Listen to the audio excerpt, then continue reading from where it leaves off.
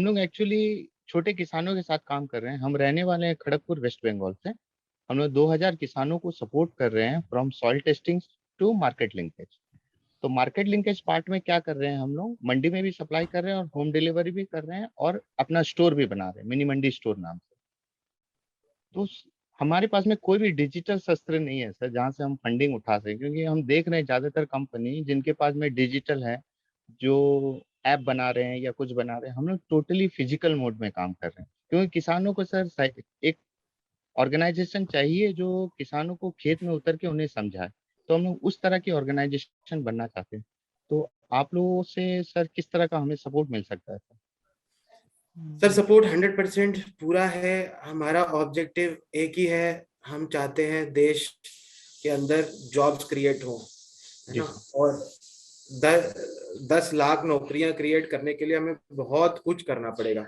We have to do जी sir. Lot of things, right, for generating those jobs.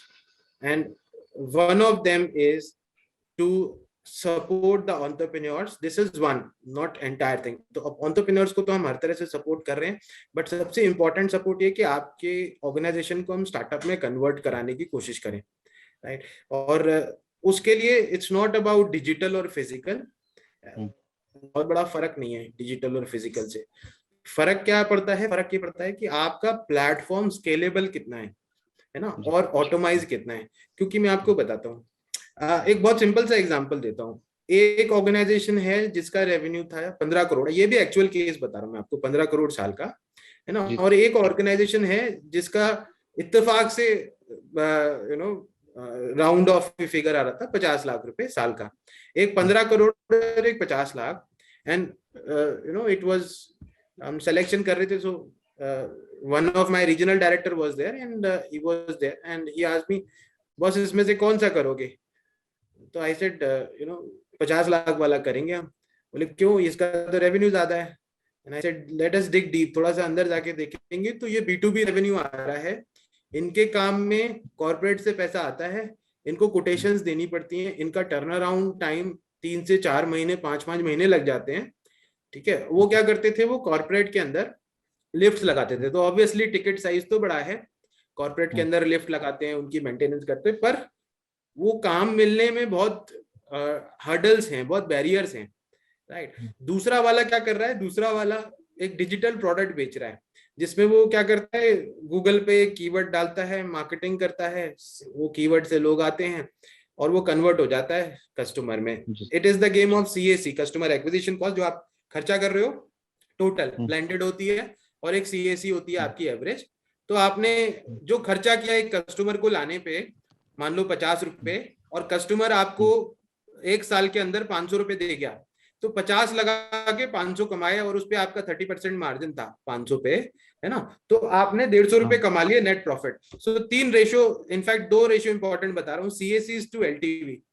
LTV is life time value, कितना revenue आएगा आने वाले जिंदगी में, ठीक है, वो देखना है। बहुत इंपॉर्टेंट है कि 50 रुपए लगा के 500 रुपए का रेवेन्यू कमा सकते हैं। दूसरा है CAC to net profit margin, कि मेरा प्रॉफिट या नेट प्रॉफिट निकाल लो। मैंने 50 रुपए खर्चा किया और मुझे मिल गया 150 रुपए, तो ये बढ़िया बिजनेस है, क्योंकि ये 50 रुपए में स्केल अप कर सकता हूँ बहुत जल्दी, बैठे बैठाए, रात को सोते में भी हो जाएगा, है ना, दिन में जगते में भी हो जाएगा, खाना खाते भी हो जाएगा, घूमते भी हो जाएगा। बट आपका जो फिजिकल बिजनेस है, जो आपने बताया किसान के साथ, वो ग्राउंड वर्क है, बहुत इंपॉर्टेंट काम है, आसान नहीं है। बट इन्वेस्टर की नजर से देखिए तो वो काम उसको अच्छा नहीं लगेगा। क्यों नहीं लगेगा? क्योंकि इसमें स्केल अप चैलेंजेस हैं। इसको बढ़ाएंगे कैसे, इसको आगे कैसे बढ़ाएंगे? इसको रातों रात पैसा लगा के नहीं बढ़ाया जा सकता, आप समझ रहे हैं? तो इन्वेस्टर को बिजनेस ऐसे पसंद आते हैं जिसमें CAC कम है, LTV और नेट प्रॉफिट ज्यादा है, जिसमें वो फटाफट से पैसा डाले और आपका रेवेन्यू बढ़ जाए, प्रॉफिट बढ़ जाए, है ना, और उससे आप री इन्वेस्ट करो और स्केल अप करो, नेक्स्ट राउंड ऑफ फंडिंग चले जाओ। क्योंकि अल्टीमेटली इन्वेस्टर को जो पैसा बनना है, वो बनना है शेयर की वैल्यू बढ़ने से, और शेयर की वैल्यू बढ़ेगी जब आपका स्केल अप होगा, रेवेन्यू बढ़ेगा, ग्रोथ आएगा, ये सब होने से आपका बढ़ेगा, ठीक है ना। तो आपको क्या करना है, आपको प्लेटफॉर्म बनाने की कोशिश करनी है। आज जो आप कर रहे हो, अच्छे लीडर्स का काम क्या है? लीडर्स मेक लीडर्स, ठीक है। आपका काम क्या है? आप अपने जैसे लीडर्स बना सकते हैं। आप जो आप काम कर रहे हो वो आप अपने फ्रेंचाइजीज को या लोगों को सिखा सकते हो कि हम इस तरह से वो ग्राउंड वर्क कर लें और आप बन जाओ प्लेटफॉर्म, एक डिजिटल हाँ, प्लेटफॉर्म, जिसमें जैसे ओला उबर आपको पता है क्या करते हैं, वो अटैच करते हैं, वो टैक्सी नहीं चलाते, they became the platform. So give it to somebody else, train them and let them do this. जो आप कर रहे हो वो उनको करने दो, आप प्लेटफॉर्म बन जाओ, फिर वो स्केलेबल हो जाएगा। फिर आप इंडिया में नहीं कर सकते, फिर आप थाईलैंड में भी कर सकते हो, आप वियतनाम में भी कर सकते हो, आप इंडोनेशिया में भी कर सकते हो, आप जर्मनी में भी कर सकते हो, जो आप अभी कर रहे हो, जहां जहां इंडिया जैसी सिचुएशंस हैं। Naturally you have to customise it for the for the local place where you are going, but वो कस्टमाइजेशन पॉसिबल है फिर, है ना।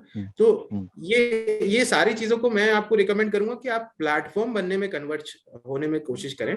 साथ के साथ स्केल अप बहुत तेजी से हो पाए, कि आपको पैसा मिले तो आप फटाफट स्केल अप करवाओ, ऐसा सिस्टम करना है, ठीक है। कई बिजनेस होते हैं जिनमें एडवर्टाइज करके कुछ नहीं होना, ठीक है। जैसे मैं आपको आपका लिफ्ट का बिजनेस बता रहा था, वो लिफ्ट वो टीवी पे ऐड भी कर देंगे ना, तो कुछ बहुत ज्यादा नहीं होना।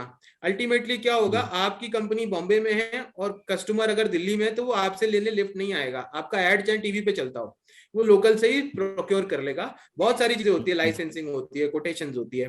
तो B2B बिजनेस के अपने चैलेंज होते हैं। इन्वेस्टर्स क्या बोलते हैं, एज अ सेक्टर बता रहा हूँ, इन्वेस्टर बोलते हैं B2B एंटरप्राइज SaaS ले लो। SaaS मतलब सॉफ्टवेयर एज अ सर्विस, जिसमें कोई प्रोडक्ट को स्टोर नहीं करना और रेवेन्यू रिकरिंग आएगा, इनकम नहीं है। सेक्टर्स को इन्वेस्टर्स प्रेफर करते हैं।